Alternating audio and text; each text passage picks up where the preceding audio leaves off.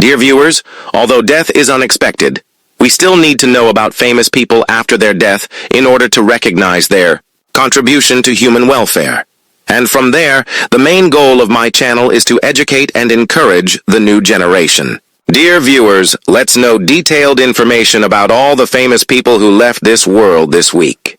Terry Brunk, a wrestler better known as Sabu, who helped pioneer modern hardcore wrestling during his time with Extreme Championship Wrestling, ECW. On May 11, 2025, Sabu passed away at the age of 60. Margot Friedländer, a Holocaust survivor who became a public speaker more than 6 decades after being liberated from a concentration camp, died May 9, 2025, at a hospital in Berlin at the age of 103.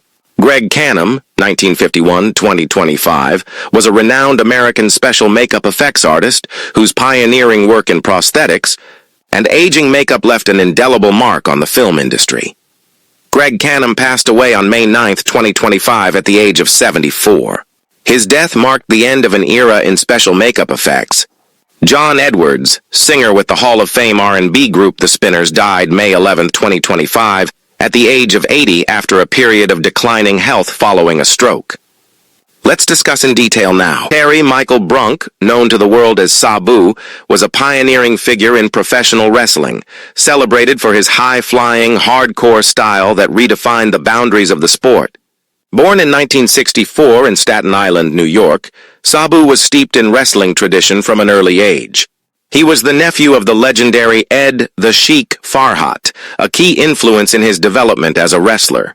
Under his uncle's tutelage, Sabu embarked on his wrestling journey in 1985, initially performing in various independent circuits across North America. Early career and evolution. In the early stages of his career, Sabu adopted several ring names, including Sabu the Elephant Boy and Terry S.R., Sheik's Revenge, before settling on the moniker Sabu. His early wrestling experiences were marked by rigorous training and a commitment to mastering the craft. A significant turning point came during a tour in Japan, where Sabu participated in numerous no-rope barbed wire death matches, particularly with Frontier Martial Arts Wrestling, FMW. These brutal contests left him with lasting scars, but also honed his reputation as a fearless and innovative performer. Rise in ECW. Sabu's breakthrough came in 1993 when he debuted in Eastern Championship Wrestling, ECW.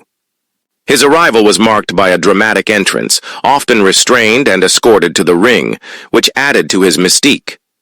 Billed as the homicidal, suicidal, genocidal, death-defying maniac, Sabu quickly became a fan favorite due to his daredevil antics and willingness to push the limits of physical endurance. One of the most iconic moments in ECW history occurred during a barbed wire match against Terry Funk. Sabu suffered a severe bicep injury, but, undeterred, continued the match by taping the wound and ultimately securing the victory. This incident exemplified his resilience and commitment to entertaining the audience, solidifying his status as a hardcore wrestling icon.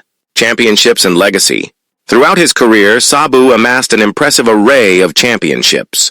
He held the ECW World Heavyweight Championship twice, the NWA World Heavyweight Championship once, and was a 3-time ECW World Tag Team Champion, often partnering with Rob Van Dam.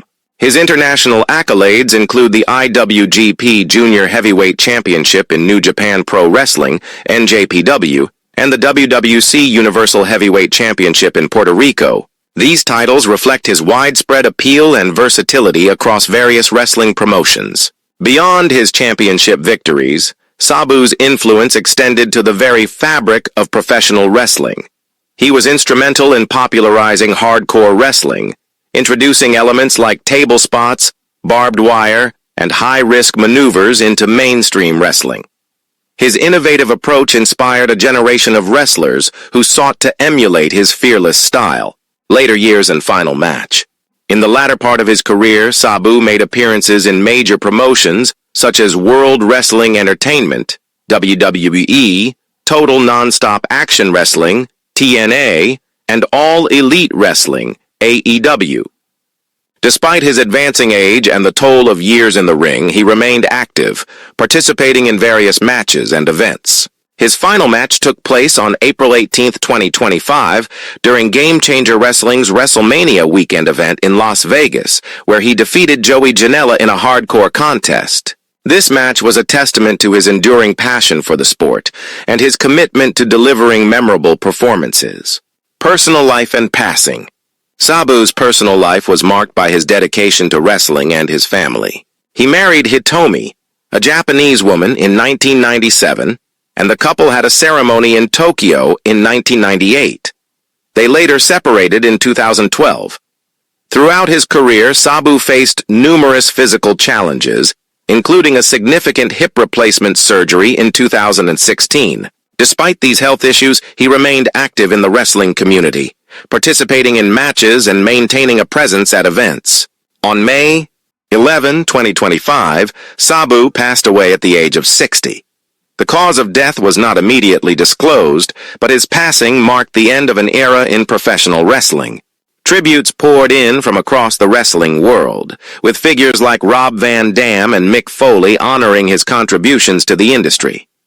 His legacy as a trailblazer in hardcore wrestling and his influence on the sport remain indelible. Conclusion. Terry Brunk, as Sabu, was more than just a wrestler. He was a revolutionary force in professional wrestling. His fearlessness, innovation, and dedication to entertaining fans set him apart as one of the most influential figures in the history of the sport. Sabu's impact continues to resonate, inspiring new generations of wrestlers and fans alike. His contributions have left an indelible mark on the world of professional wrestling, ensuring that his legacy endures for years to come. Margot Friedländer, born Annie Margot Bendheim on November 5, 1921, in Berlin, Germany, was a Holocaust survivor who dedicated her life to preserving the memory of the atrocities committed during the Holocaust and combating anti-Semitism. Her remarkable journey from the horrors of Nazi persecution to becoming a prominent voice for remembrance and reconciliation left an indelible mark on history.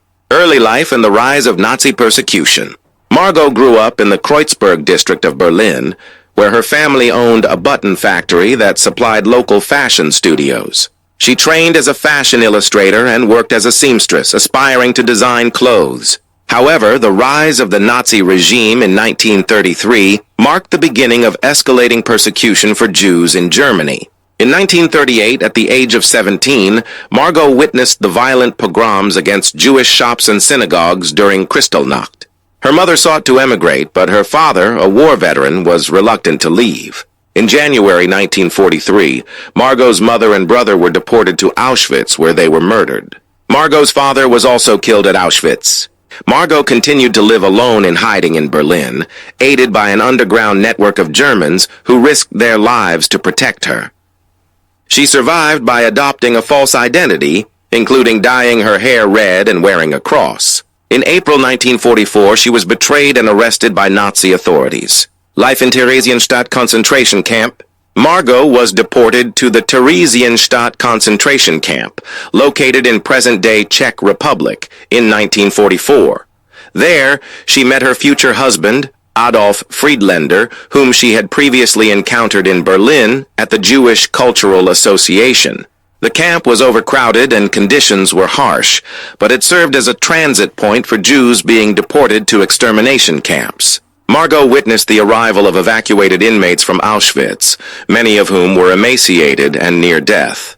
The camp was liberated by Soviet forces on May 8, 1945. Margot and Adolf married shortly after the liberation on June 26, 1945, in a ceremony conducted by a rabbi in Theresienstadt. Emigration to the United States. In 1946, Margot and Adolf emigrated to the United States, settling in Queens, New York.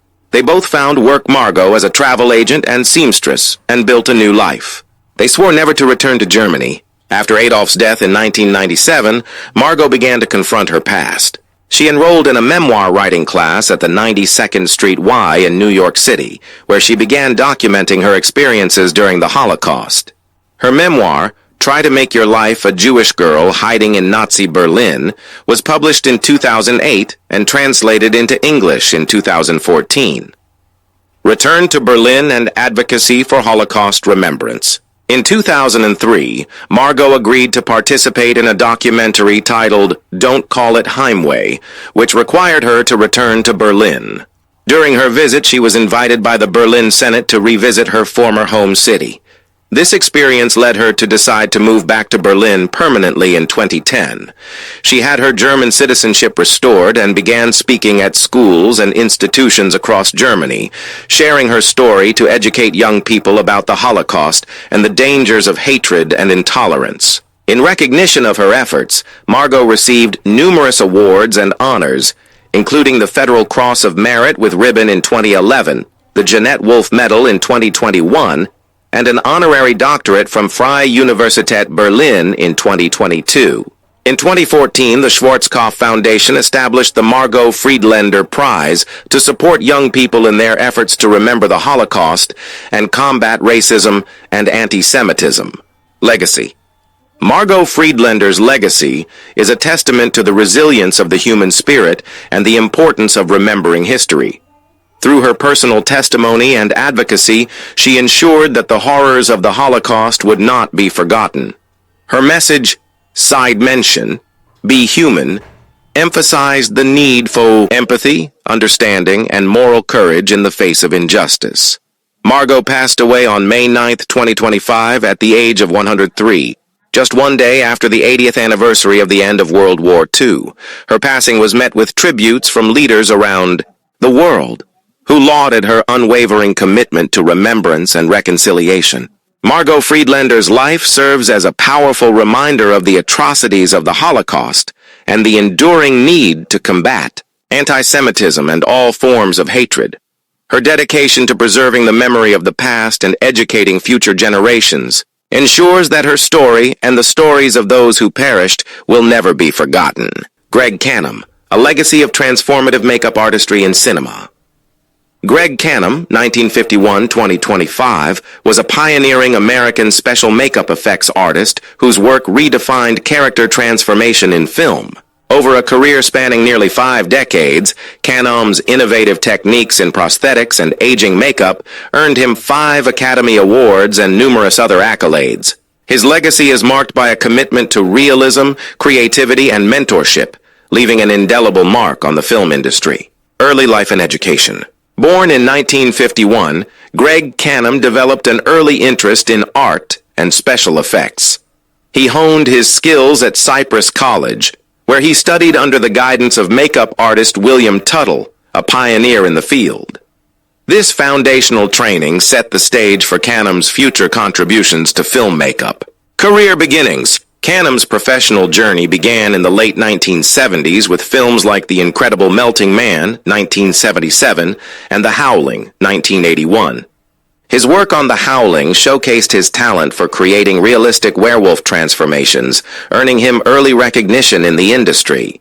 Throughout the 1980s, he continued to refine his craft, contributing to films such as Vamp, 1986, and A Nightmare on Elm Street 3 Dream Warriors, 1987.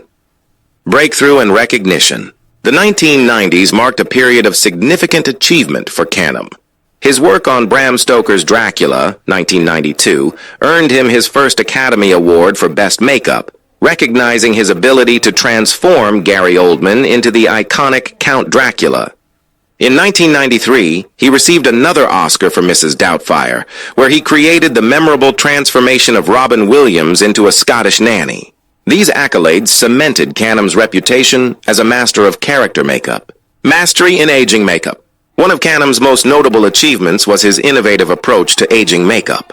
In The Curious Case of Benjamin Button, 2008, he employed a combination of prosthetics and digital effects to depict Brad Pitt's character aging in reverse. This groundbreaking work earned him his 3rd Academy Award for Best Makeup and set a new standard for aging effects in cinema. Later career and continued innovation. In the 2000s and 2010s, Cannom continued to push the boundaries of makeup artistry.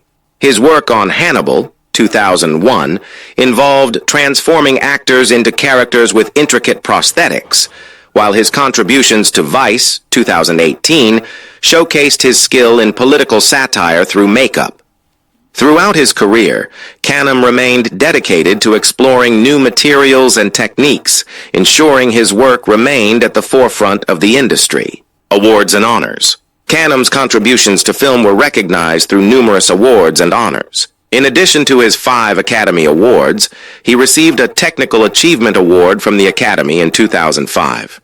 He was honored with a Lifetime Achievement Award by the Makeup Artists and Hairstylists Guild in 2018, acknowledging his exceptional service to the industry. His work also garnered multiple nominations for BAFTA and Emmy Awards, further testament to his skill and influence. Mentorship and legacy. Beyond his technical achievements, Cannom was a dedicated mentor to aspiring makeup artists. He shared his knowledge through workshops and collaborations, influencing a new generation of artists. His legacy lives on through the countless professionals he mentored and the enduring impact of his work on the art of film makeup. Final years in passing. In his later years, Cannom faced health challenges, including nerve damage from shingles and the partial amputation of a leg. Despite these difficulties, he remained active in the industry, contributing to projects like The Eyes of Tammy Faye, 2021. Greg Cannom passed away in May 2025 at the age of 73, leaving behind a legacy of transformative artistry that continues to inspire. Conclusion. Greg Cannom's career is a testament to the power of makeup in storytelling. Through his innovative techniques and dedication to realism, he elevated the role of special effects in film, creating characters that were as believable as they were imaginative. His legacy endures in the films he transformed and the artists he inspired, ensuring that his contributions to cinema will not be forgotten. John Edwards, born on June 10, 1953 in Seneca, South Carolina, rose to national prominence as a lawyer, U.S. Senator, and 2-time presidential candidate. A figure marked by ambition, charisma, and deep political ambition, Edwards' career trajectory is one of remarkable success tempered by personal scandals and controversies. Early life and education. Edwards was born to a working-class family. His father worked as a textile mill worker while his mother was a homemaker. The Edwards family's financial struggles instilled in John a strong sense of determination and a drive to achieve. Edwards attended Clemson University, where he earned a degree in textile management in 1974. He then went on to study law at the University of North Carolina at Chapel Hill, earning his law degree in 1977, a legal career and rise to prominence. After graduating, Edwards became a personal injury lawyer. His big break came when he won a multi-million-dollar verdict for a young girl who had been paralyzed by a medical malpractice incident. This case earned him national attention and cemented his reputation as a successful, empathetic attorney. His work in advocating for victims of malpractice and negligence contributed to his public image as a fighter for the underdog, a theme that would carry into his political career. Edwards entered politics in 1998 when he ran for and won a seat in the U.S. Senate from North Carolina. As a senator, he quickly established himself as a strong advocate for economic equality, healthcare reform, and education. He served one term from 1999 to 2005. Despite his relatively short tenure, Edwards became known for his passionate speeches and commitment to issues affecting the working class and the poor. His ability to connect with ordinary Americans earned him the title of a populist. In 2004, Edwards was selected as the running mate for Democratic presidential candidate John Kerry. The Kerry-Edwards ticket lost to incumbent President George W. Bush, but Edwards's vice presidential run gave him a national platform and increased his visibility within the party. After 2008 presidential run and the Two Americas campaign, Edwards made his first bid for the presidency in 2008. Running on a platform of economic populism, he championed the theme of Two Americas, one rich and powerful, the other struggling and disenfranchised. His message resonated with many working-class Americans, but his candidacy faltered in the face of competition from Barack Obama and Hillary Clinton. Despite early promise in Iowa, Edwards ultimately dropped out after disappointing results in the primaries. The scandals and legal issues. Edwards's political career was marred by scandal. In 2008, it was revealed that he had been involved in an extramarital affair with campaign aide Rael Hunter, which led to a public fall from grace. The affair was uncovered during a time when Edwards was running for president and seeking to present himself as a champion of family values. In 2011, Edwards was indicted on federal charges for using campaign funds to cover up the affair, though he was acquitted on one count, and the jury was deadlocked on the remaining charges. The scandal tarnished Edwards' once promising political career and left him a highly controversial figure. Match legacy. John Edwards' career is a study in contrasts. On one hand, he demonstrated a rare ability to connect with and inspire those at the margins of society, advocating for the poor and the powerless. On the other hand, his personal and legal troubles ultimately overshadowed his political accomplishments.